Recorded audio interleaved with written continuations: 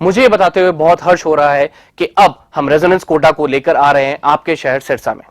अब आपके बच्चे को अपने सपने को साकार करने के लिए आपसे दूर नहीं जाना होगा। आपको बस जाना होगा खैरका स्थित आरपी सीनियर सेकेंडरी स्कूल के प्रांगण में, जहां पर रेजोनेंस कोटा की फैकल्टी आपके बच्चे को ट्रेन करेगी भविष्य के डॉक्टर और इंजीनियर बनने में। सभी प्रमुख परीक्षाएं जैसे JEE main, JEE advance, NEET UG, AIIMS, international olympiad, NTSC, KVPY, CA, CS, CMA, CLAT, Resonance ने गुणवत्ता और मात्रा दोनों में अच्छे परिणाम देकर खुद के लिए एक नाम बनाया है। अधिक जानकारी के लिए आप डबवाली रोड स्थित RP senior secondary school visit कर सकते हैं या कॉल कर सकते हैं नीचे दिए गए नंबर पर। अब होंगे सपने साकार। धन्यवाद। साथियों और बुजुर्गों, आज से 4 वर्ष पहले जब लोकसभा का चुनाव हो रहा था, हमारे देश के प्रधानमंत्री ने वायदा किया था और कहा था कि अगर दोबारा देश में भारतीय जनता पार्टी की सरकार बनी तो सरकार बनने के बाद मैं किसान की फसल को 2022 में 2 गुना कर दूंगा। ये बात वीपी सिंह जिसने मोदी जी ने कही थी कि नहीं कही थी? ये बात मोदी जी ने कही थी और ये भी कहा था कि हर घर में गैस का सिलेंडर दूंगा, माताओं और बहनों का चूल्हे से पीछा छुड़वा दूंगा। साथियों, आज 2022 बीत गया, जहां हमारी फसल की कीमत सरकार को अपने वायदे के मुताबिक 2 गुना करनी चाहिए थी, 2 गुना कीमत करने की बजाय हमारे पे कर्जा कई गुना चढ़ा दिया। महंगाई बढ़ गई, भ्रष्टाचार बढ़ गया, कानून व्यवस्था खत्म होगी, अपराध बढ़ गए, पढ़े लिखे नौजवान बच्चों को रोजगार नहीं है, नौकरी नहीं है। आज तो जो चुनी हुई पंचायतें हैं, जो सरपंच है, जिनको सरकार को ज्यादा अधिकार देने चाहिए थे, मुख्यमंत्री कहता था मैं ज्यादा अधिकार दूंगा, अधिकार देने के बजाय सरपंचों को आज आंदोलन करने पर मजबूर किया जा रहा है। आज हर वर्ग के लोग बदलाव चाहते हैं, मजदूर है, किसान है, व्यापारी है, कर्मचारी है, पढ़ा लिखा नौजवान है, हर आदमी चाहता है कि आज परिवर्तन आए, बदलाव आए। चौधरी ओम प्रकाश चौटाला जी ने ये परिवर्तन यात्रा इसीलिए शुरू करी है कि भारतीय जनता पार्टी और जेजेपी की सरकार से लोगों का पीछा छूटे। नई सिरे से इस प्रदेश में चौधरी देवीलाल की नीतियों की सरकार बने और लोग जो आज दुखी और परेशान हैं वो बदलाव करके नई सिरे से प्रदेश के विकास में आगे बढ़ने का काम करें।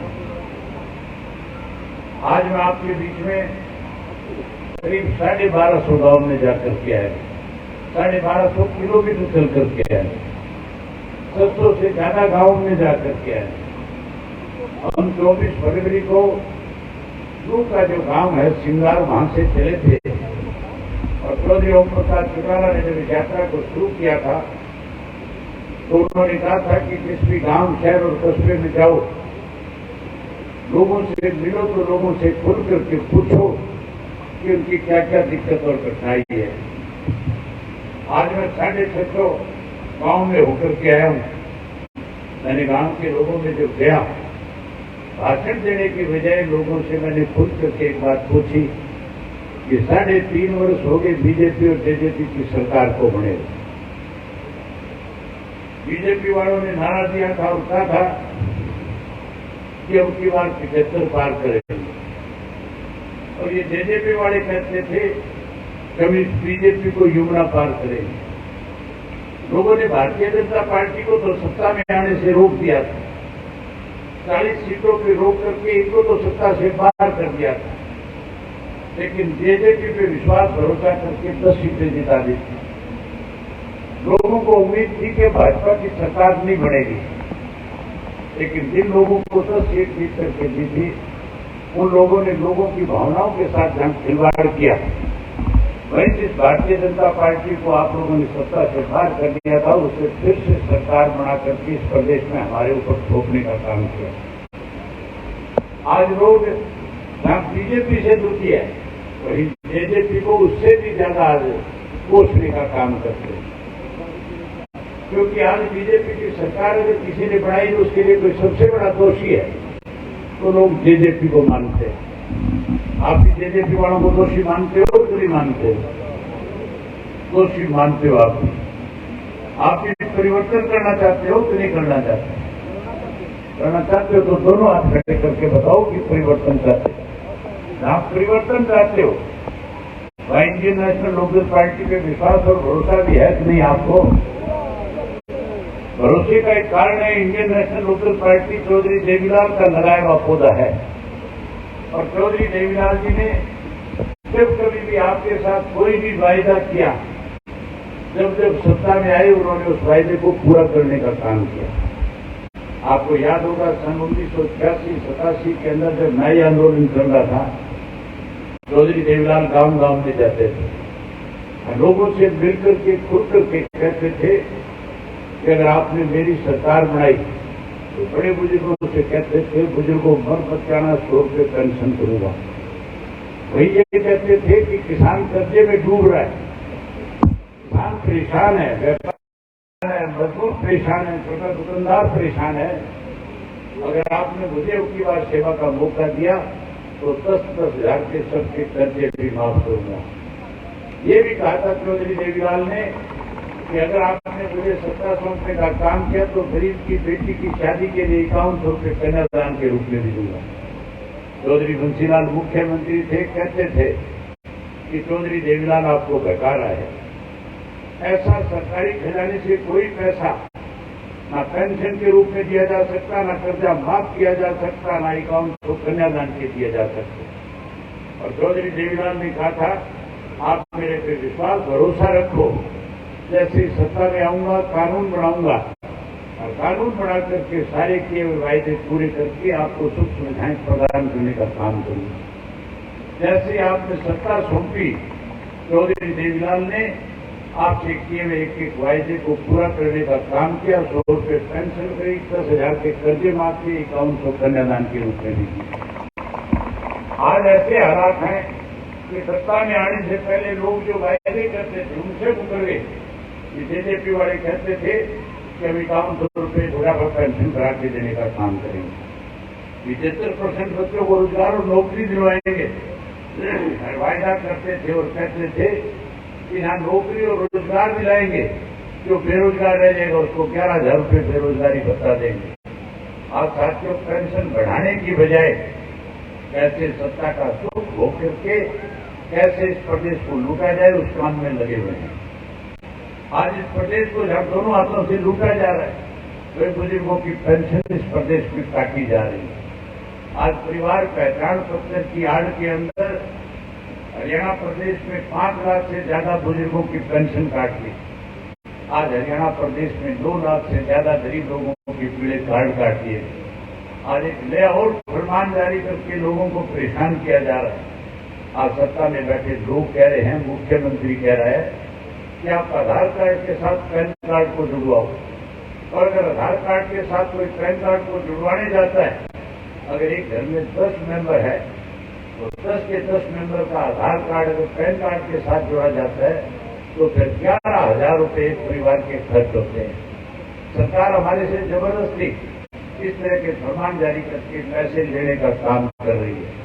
चौधरी ओम प्रकाश चौटाला जी ने परिवर्तन यात्रा जब शुरू करी थी तो वायदा किया था और कहा था कि मेरी तरफ से जाकर के प्रदेश के लोगों से कहना कि ये जो सरकार आज आपको लूट रही है, अगर आपने सत्ता का परिवर्तन किया, चौधरी देवीलाल की नीतियों की सरकार बनाई, तो सरकार बनने के बाद मैं सबसे पहले इस सरकार ने जितने भी नए कोई कार्ड आपके ऊपर थोपने का काम किया है उन सब कार्डों को खत्म करने का काम करूंगा।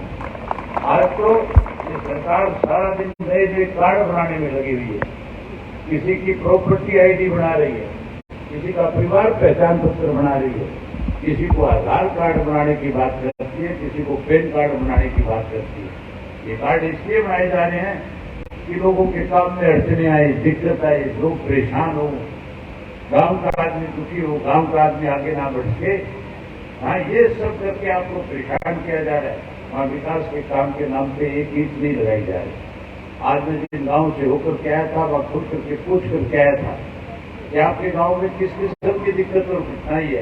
आपको हैरानी होगी, मुझे 500 से ज्यादा ऐसे गांव के लोग मिले जो कह रहे थे कि हमारे यहाँ पीने के पानी की बहुत बड़ी समस्या है।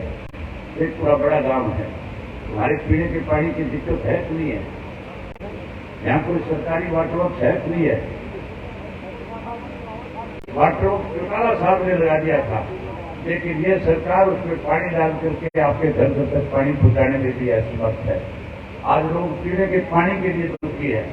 मेरे ख्याल में जो स्कूल के प्रांगण में खड़ा हूं, इस स्कूल में पढ़ाने वाले मास्टरों की भी कमी होगी। मास्टर पूरे अच्छा है, मास्टरों की भी कमी है। अगर कोई हॉस्पिटल होगा तो उसमें डॉक्टर नहीं होगा, डॉक्टर होगा तो फिर उसमें दवाई नहीं होगी।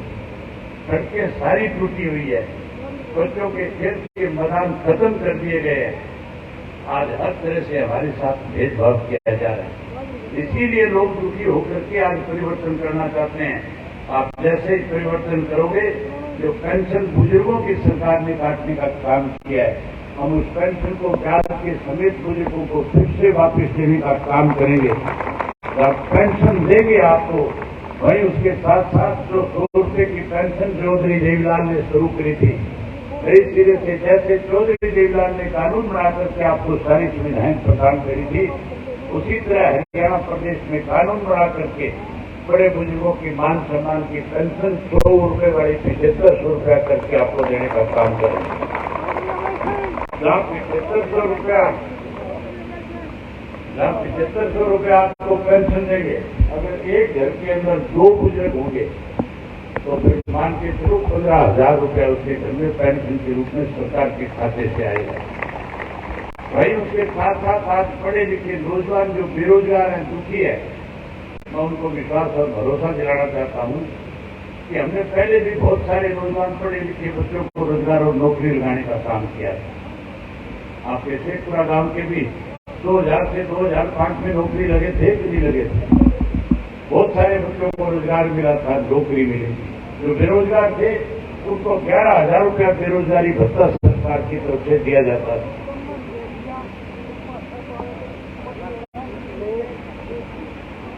ये बुजुर्ग बता रहे हैं कि चौटाला साहब के राज में तो बच्चों को रोजगार मिला था, नौकरी मिली थी, लेकिन अब ऐसा राज है जिसमें बच्चों को रोजगार और नौकरी के बजाय जेल में जाना पड़ रहा है।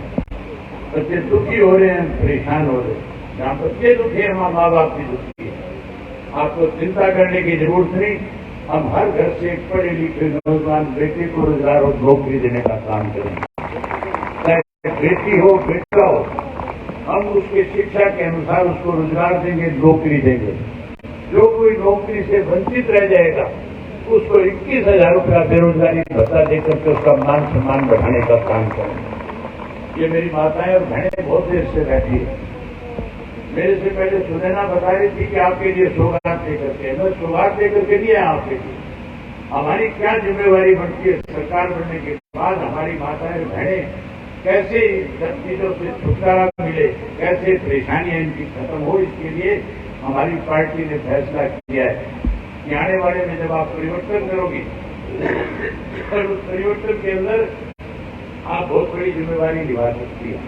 ये मान के चलो, अगर हमारी माताएं और बहनें ये फैसला कर लेगी कि हमने हर हालत में परिवर्तन लेकर के आना है, तो आप जब परिवर्तन का मन बना लोगी, आप जब फैसला कर लोगी कि उनकी बार हमने चौधरी देवीलाल की नीतियों की सरकार बनानी है, तो फिर आपके कई बिना कोई वोट दूसरा कहीं दूसरी जगह पे डाल नहीं सकता।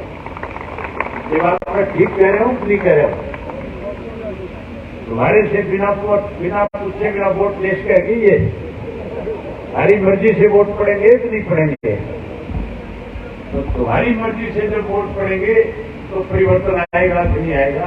क्योंकि बच्चे भी तुम्हारे कहने से वोट देंगे, बड़े बुजुर्ग भी तुम्हारी बात को मानेंगे। इनको पता है अगर नहीं मानोगे तो फिर शाम की रोटी दिन की रोटी बंद हो जाएगी। तो मैं आपसे कह रहा था कि हम माताओं और बहनों के लिए भी जो है आपकी दिक्कत दूर हो। मोदी जी ने कहा था कि गैस का सिलेंडर मुफ्त में देंगे। मोदी ने तो गैस का सिलेंडर मुफ्त में नहीं दिया। अब हुड्डा साहब कहते हैं कि हमारी सरकार बनेगी, कांग्रेस का राज आएगा, मैं 500 रुपए में गैस का सिलेंडर दे दूंगा। हुड्डा से पूछना कि जिस सिलेंडर की कीमत 250 रुपए है तो 500 किस बात के लेगा, तो 250 500 किस बात की मांग रहा है। वो भी नहीं चाहता कि आपको कोई जगह सुविधा मिल जाए, इसलिए 250 वाली चीज को 500 करके देने की बात करता है। आपको चिंता करने की जरूरत नहीं, इनका राज बड़े चुनाव में मुझे पता नहीं, लेकिन अगर इंडियन नेशनल लोकल पार्टी को आप सत्ता में लेकर के आए तो हमारा आपसे वायदा है, हम आपको घर बैठे हर महीने एक गैस का सिलेंडर मुफ्त में देने का काम करेंगे। आपको मुफ्त में गैस का सिलेंडर देंगे, वहीं हर गृहिणी के खाते में 1100 रुपए सरकार की तरफ से आपके खाते में जमा होंगे ताकि आपकी रसोई बढ़िया चले। ये परिवर्तन लाने के लिए आप लोगों को कोई ज्यादा मेहनत करने की जरूरत नहीं। इस परिवर्तन को लाने के लिए कोई ग्राम संघर्ष करने की जरूरत नहीं, आंदोलन करने की जरूरत नहीं। ये परिवर्तन आप घर बैठे बैठे ले आ सकते हैं। आजकल सबके पास टेलीफोन है, सारे एक दूसरे से टेलीफोन पर बात करते हैं, रिश्तेदारी में करते हो, भाईचारे में करते हो, बाजार से कोई सामान लाना उसके लिए भी टेलीफोन यूज करते हो, अगर कोई खेत में जा रहे हो उससे भी पूछते हो।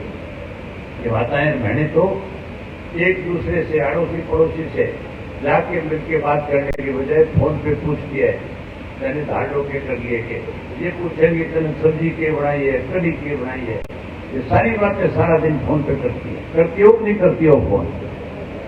आप फोन करो, ये सारी बातें करो, वहीं उसके साथ साथ कहना शुरू करो, परिवर्तन करो। क्या कहना शुरू करोगे? जोर से बोल के बताओ क्या कहोगे? परिवर्तन कहो, करने की बात करोगे।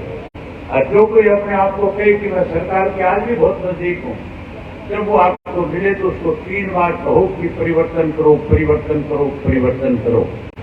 दिन में 20-30 बार कोई ऐसा व्यक्ति आपको मिल जाए, हर बार उसको कहो कि परिवर्तन करो, परिवर्तन करो, परिवर्तन करो। जब वो अपने घर जाएगा तो जाकर के अपनी घरवाली को ये नहीं कहेगा कि सब्जी बनाओ, रोटी बनाओ, चाय बनाओ, फिर वो भी कहेगा परिवर्तन करो, परिवर्तन करो, परिवर्तन करो। कहेगा कि नहीं कहेगा वो? और जैसे ही परिवर्तन लाओगे, परिवर्तन आने के बाद फिर हम सरकार के द्वारा आपके बीच में कार्यक्रम शुरू करेंगे। और कार्यक्रम शुरू करके गांव की पंचायतों को, जहां पहले चौटाला साहब ने पैसा देकर के गांव का विकास कराया था, उसी तर्ज पे उनकी बार गांव का विकास इस तरह से कराएंगे कि आपके गांव में शहर से भी ज्यादा अच्छी सुविधाएं मिलेंगी। हम अच्छे स्कूल बनाने का काम करेंगे, हम आपको अच्छे बच्चों के खेल के स्टेडियम बना करके देंगे, हम गांव में हॉस्पिटल बना करके देंगे, हम गांव में पीने के पानी की व्यवस्था करके देंगे, हम गांव के लोगों को 24 घंटे बिजली उपलब्ध कराने का काम करेंगे। ये सारी सुविधाएं, जो टूटी हुई सड़कें उनको नया बना करके देंगे। गांव में पहले हमारे यहाँ गांव का बच्चा, आज की डेट में गांव का बच्चा शहर में पढ़ने के लिए जाता है। आज गांव का बच्चा, गांव का कोई बुजुर्ग बीमार हो जाता है तो मजबूर होकर के शहर में उसको जाकर के डॉक्टर के पास एडमिट होना पड़ता है। हम इस व्यवस्था को परिवर्तन करना चाहते हैं। ये परिवर्तन आने के बाद हर हालत के अंदर हम इस तरह के स्कूल बनाएंगे, इस तरह के हॉस्पिटल बनाएंगे कि शहर का व्यक्ति आपके गांव में, शहर का बच्चा आपके गांव के स्कूल में पढ़ने आएगा और शहर का आदमी गांव में आकर के अपना इलाज कराएगा। हम इस तरह से गांव को विकास करके गांव को आगे बढ़ाएंगे तो शहर से भी ज्यादा सुविधा युक्त होगा, शहर से भी ज्यादा सुविधाएं गांव को देकर के हम गांव के लोगों को शहर के मुकाबले बड़ा अच्छा करने का काम करेंगे। यही बात आपसे कहने और करने आया था। आप सबने मेरी बात सुनी। आप सबका बहुत धन्यवाद। जय हिंद, जय हिंद।